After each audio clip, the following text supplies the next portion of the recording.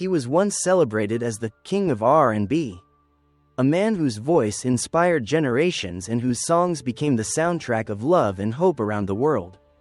From the iconic "I Believe I Can Fly" to sold-out arenas, R.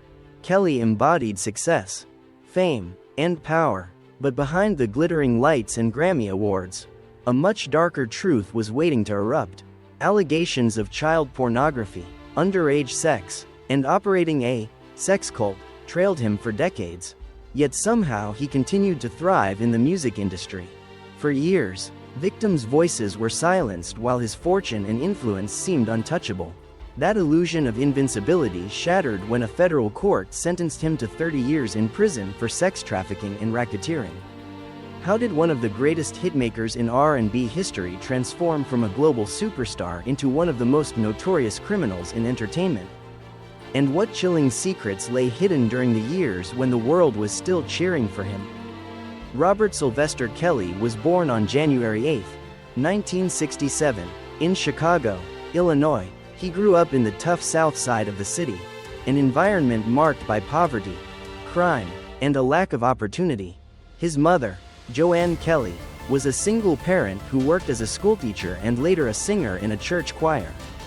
She was the anchor of Robert's early life, instilling in him both a love of music and a sense of resilience. His father, however, was absent, leaving the young boy to navigate a world that often felt unstable and unforgiving. From an early age, Kelly showed signs of musical talent. He would sing in church and mimic the soul legends he admired, finding in music a refuge from the harsh realities around him. But behind this budding talent, darker experiences were shaping his inner world. Later in life, Kelly revealed that he had been sexually abused as a child by an older family member, a trauma that haunted him for years and, according to some, deeply influenced his troubled adult behavior. His neighborhood was unforgiving, and school was never a place where he thrived academically. Kelly struggled with illiteracy, something he would admit even at the height of his fame. Yet despite these setbacks, he clung to music as his only true escape. Singing on street corners and subway platforms, young Robert began to build an identity that would eventually take him out of poverty. Still, the scars of abandonment, abuse, and hardship never left him, forming the foundation of a life that would later swing violently between brilliance and destruction. R. Kelly's path through education was troubled from the beginning. He attended Kenwood Academy High School in Chicago, where his musical gifts quickly overshadowed his academic struggles. A teacher recognized his raw talent and encouraged him to pursue singing. But Kelly was never comfortable in the classroom. His battle with illiteracy made school a constant source of frustration and shame. By his teenage years, he abandoned formal education altogether, placing all his hopes on music. In the streets and subways of Chicago, Kelly began honing his craft as a street performer. With nothing but a keyboard and his voice, he drew small crowds, earning enough coins to keep chasing his dream. It was during these years that he gained a reputation for his incredible vocal range and improvisational skills, often drawing comparisons to soul greats like Marvin Gaye and Stevie Wonder. In 1989, he joined the talent competition show Big Break, hosted by Natalie Cole, and won. That victory gave him the exposure he desperately needed and set him on the path to stardom. Soon after, he formed a group called MGM, Musically Gifted Men, which later dissolved, but the experience further sharpened his ambition. By the early 1990s, Kelly was making demo tapes and attracting the attention of record labels. His blend of R&B, soul, and hip-hop was fresh, raw, and irresistibly commercial. This was the period when his relentless drive, fueled by years of poverty and struggle, began to pay off. Yet, beneath the surface of his rising career, the shadows of his past traumas and personal demons followed closely behind, foreshadowing the turmoil that would one day eclipse his music.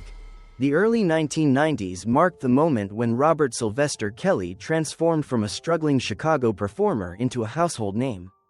In 1992, he released his debut album with the group Public Announcement, titled Born into the 90s.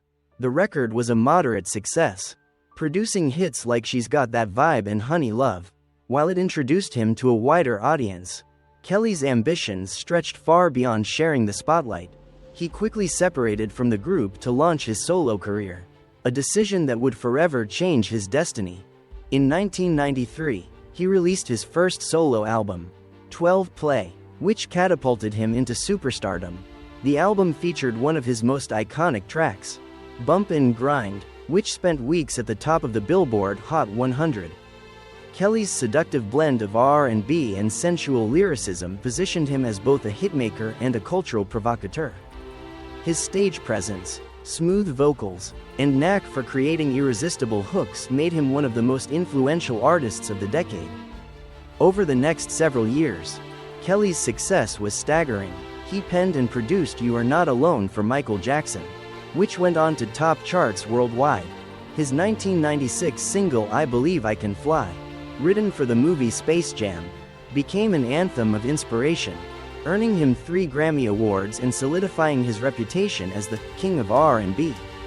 His music dominated radio, his albums sold millions, and his concerts were packed with adoring fans. By the late 1990s and early 2000s, R. Kelly was not just a performer but also a prolific songwriter and producer for other major artists. From Celine Dion to Jay-Z, his collaborations expanded his influence across genres, bridging R&B, gospel, and hip-hop. Financially, he was soaring, amassing wealth that allowed him to live a life of luxury and excess. Yet with fame came a darker edge. Whispers of inappropriate relationships and disturbing behavior trailed him, often dismissed or buried under the sheer magnitude of his success. While fans saw him as a genius reshaping modern R&B, insiders began to sense cracks in the facade. Still, in this period, Kelly was untouchable, riding the wave of success that seemed limitless. It was the pinnacle of his career, a golden age that would later stand in haunting contrast to the scandals that would define his downfall. Behind the curtain of fame, R. Kelly's personal life was every bit as controversial and complex as his music career was dazzling.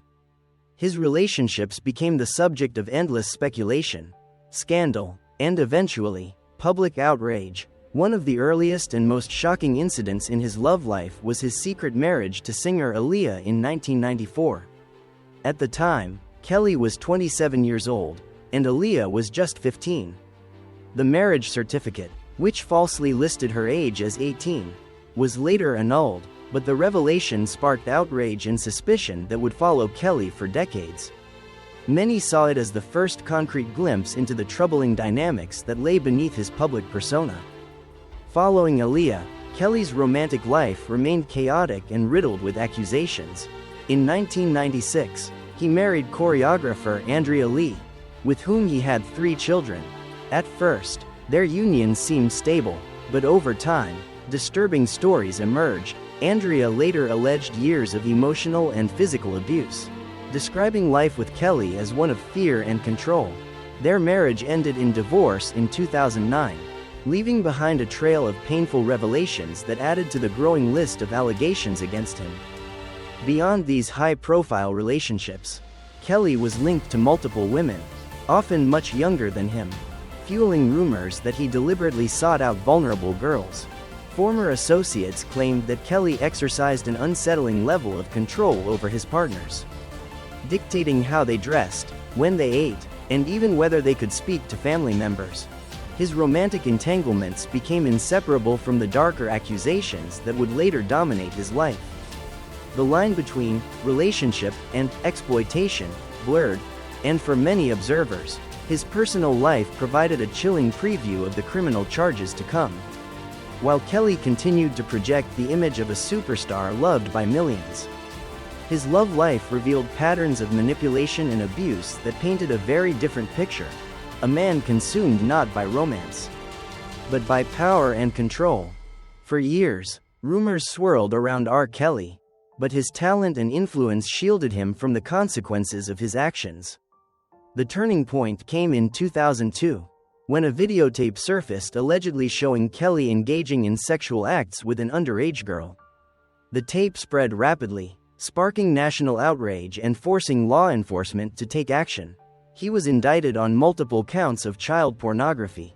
Yet despite the damning evidence, the trial dragged on for years, and in 2008, Kelly was acquitted of all charges. Many believed that his wealth, legal team, and intimidation tactics played a role in silencing witnesses and protecting his freedom. Although he escaped conviction, his reputation began to crumble.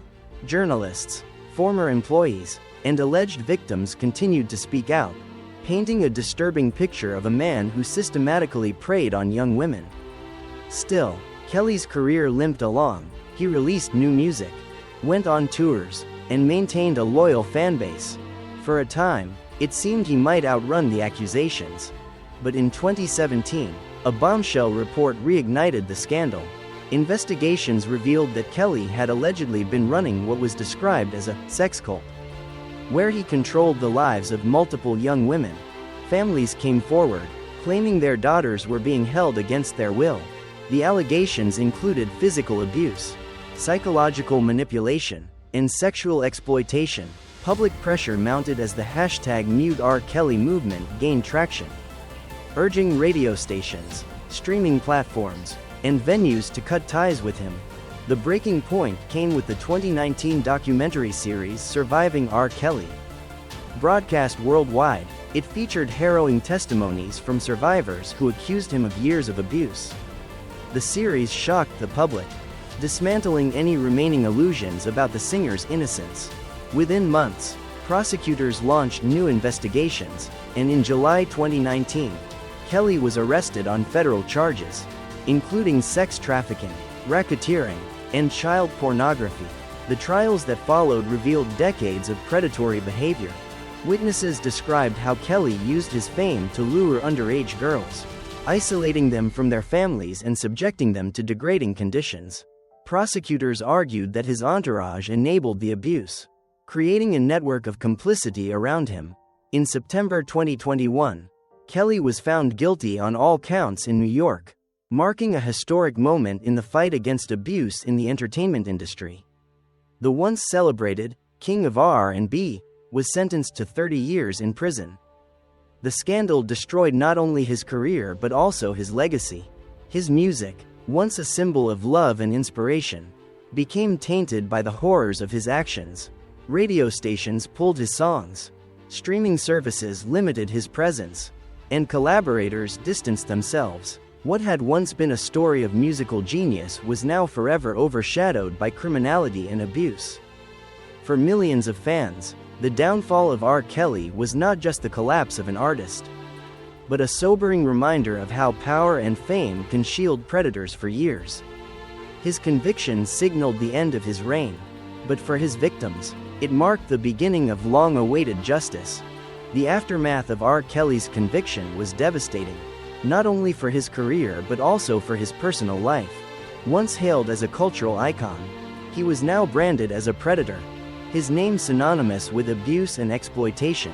The sentencing to 30 years in federal prison effectively ended his career, ensuring that he would spend much of the rest of his life behind bars. For the music industry, his fall served as a wake-up call, raising questions about how such behavior could have been tolerated for decades. Financially, Kelly was left in ruins. Years of legal battles drained his fortune. Reports revealed that he owed millions in unpaid taxes and legal fees. Properties were seized, concerts canceled, and royalties dwindled as platforms distanced themselves from his catalog. In stark contrast to the mansions and luxury he once flaunted, Kelly's life became defined by courtrooms, prison cells, and public disgrace. Despite his imprisonment, there were attempts, both subtle and overt, to keep his music alive. Loyal fans, some refusing to believe the allegations, continued to stream his work and defend him online. At one point, Kelly even tried releasing new songs from behind bars, claiming his innocence and portraying himself as a victim of conspiracy. But these efforts backfired. Instead of sympathy, they fueled anger, reinforcing the image of a man unable to take responsibility for his crimes. The broader entertainment world moved on without him. Collaborators like Lady Gaga and Chance the Rapper publicly denounced their work with him, apologizing for ever supporting him. Award shows stripped him of honors, and institutions erased his contributions from their history. Where he was once celebrated, now there was only silence. Emotionally, the weight of his actions also extended to his family. His ex-wife Andrea Kelly and their children spoke openly about the trauma they endured, distancing themselves from him entirely. Survivors found empowerment in his downfall, sharing their stories to inspire others and ensuring his crimes would never be forgotten. There was no true comeback for R. Kelly, only a desperate attempt to cling to a reputation that had already been shattered. His legacy, once a golden chapter in the history of R&B, was now cemented as a cautionary tale, a brilliant artist destroyed by his own demons. The consequences were permanent, and whatever remnants of his career remained were eclipsed by the enormity of his crimes. Today, R. Kelly is no longer the untouchable superstar who once ruled the airwaves. He spends his days in a federal prison, stripped of the luxury, fame, and influence that once defined his life. The man who sang of love, hope, and freedom now lives behind bars, a symbol of wasted talent and unchecked power. His public appearances are limited to courtroom hearings and prison updates, a stark contrast to the global tours and flashing cameras that once followed him everywhere. For the music industry, his downfall remains a scar. Debates continue over whether his songs should be erased from playlists or separated from the crimes of the man who created them. For some, his music is too deeply tied to personal memories to abandon completely. For others, every lyric now carries the weight of his crimes, making it impossible to listen without discomfort. Meanwhile, the survivors of his abuse have begun to reclaim their voices. Their testimonies not only brought him to justice but also contributed to a broader cultural shift in how the entertainment industry handles allegations of misconduct. R. Kelly's conviction became part of the larger #MeToo movement, a cautionary tale that even the most powerful can be held accountable. And yet, questions linger. Will his story remain a warning? Or will history attempt to soften the edges, remembering the artist while forgetting the abuser? Is there any chance that decades from now, his music could be reassessed apart from his crimes? Or will his name always carry the stain of scandal? What is certain is this: R. Kelly's rise and fall is one of the most dramatic in modern music history. From gospel beginnings in Chicago to the pinnacle of global fame, and finally, to a prison cell, his life reads like a tragic opera, equal parts brilliance and horror. But whether this is truly the end of his story, or just another chapter in the long debate about separating art from artist, remains an open question.